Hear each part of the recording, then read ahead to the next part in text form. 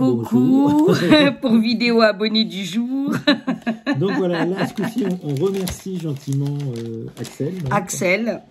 C'est vraiment... Qui nous suit depuis longtemps. Voilà, et... Ah d'accord, tu es de là-bas, toi.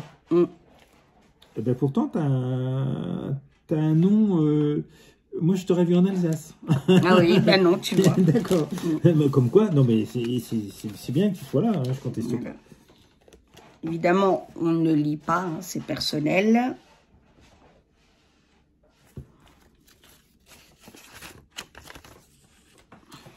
Ah, merci beaucoup Axel. Alors bien sûr, hein, bon, on vous le dira, mais on vous souhaite d'avance bonne fête et une excellente année. On fera une vidéo spécifique, évidemment. Merci beaucoup. C'est très sympa ce que tu as. Tu sais qu'en plus c'est génial parce que c'est exactement nous ce qu'on voit ici, tu vois. C'est-à-dire les sapins, la neige, ça brille la nuit. C'est vraiment génial parce que c'est tout à fait ça. Ah ben merci beaucoup.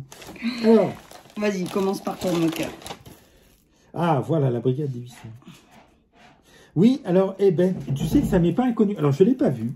C'est vrai que j'aurais pu le voir parce qu'il est sur Canal ou sur Netflix. Alors,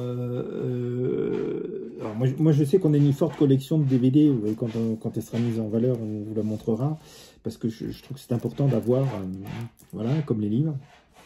Alors, je connais un petit peu l'histoire parce que je l'ai lu. Donc, c'est tiré d'un fait réel pendant la Seconde Guerre mondiale. Donc, ils sont 800 soldats chinois qui ont tenu tête à je ne sais plus combien de Japonais. D'accord. Et je crois que ça se passe à Shanghai. Attends, je regardais. Oui, voilà, c'est ça, Shanghai.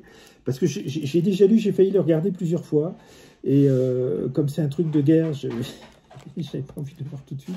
Je suis en retard comme ça, comme 1917. Hein. Je ne sais plus qui nous a offert 1917. Et il m'intéresse beaucoup. Je ne l'ai pas vu, mais il m'intéresse beaucoup. Alors, c'est marrant que vous tombez pile. Hein.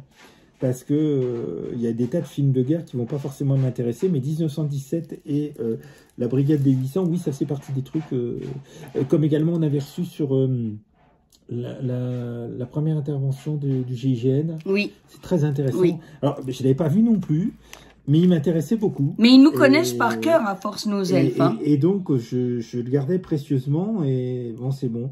Alors effectivement, bon, c'est un peu... le film, il est quand même pas trop nationaliste, parce qu'il a été salué par la critique. C'est-à-dire qu'il repose quand même... Bon, il met en exergue le patriotisme chinois, mais en même temps, il repose vraiment sur les faits. Hein, donc, c'est assez intéressant. Ça rejoint tout à fait, dans la façon dont c'est fait, le film de Stalingrad. Pas celui de Jean-Jacques Hano, qui sont... un conflit de deux tireurs d'élite, un russe et un nazi, un allemand, mais celui qui a été fait par les Russes, qui est intéressant aussi, parce que comme là, c'est fait par le peuple, par les Chinois, et le deuxième Stalingrad, ça s'appelle pareil, lui, c'est la vision russe, ce que les Russes ont vécu à Stalingrad, donc c'est très intéressant. Et là, c'est pareil, c'est fait par le peuple, par les Chinois, et c'est à travers leur vision, à travers ce qu'ils ont enduré, à travers ce qu'ils ont vécu.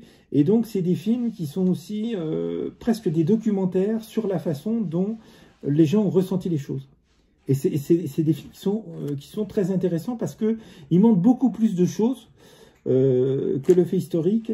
Ils sont faits non pas par les gens qui l'ont vécu, mais par le peuple qui l'a vécu dans son histoire, et ça manque pas d'intérêt. Et donc, effectivement, la Brigade des 800, oui, j'avais encore hésité à le regarder la semaine dernière, je le gardais pour plus tard. J'ai tendance à regarder des choses un peu plus comiques ou un peu plus imaginaires en ce moment.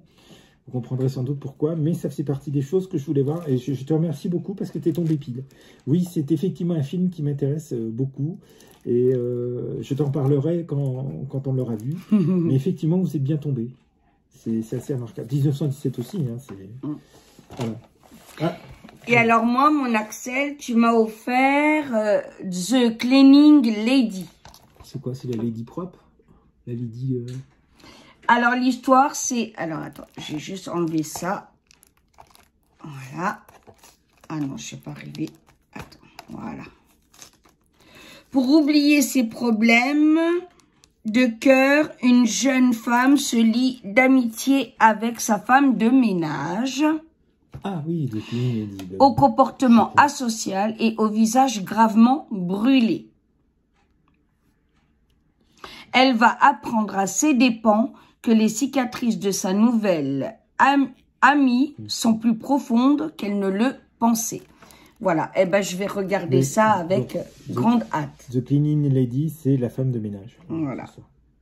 Et je te remercie de tout mon cœur, Axel. Tu as pris des films qui manquent pas d'intérêt. Hein, oui, c'est clair. Qui sont pas superficiels.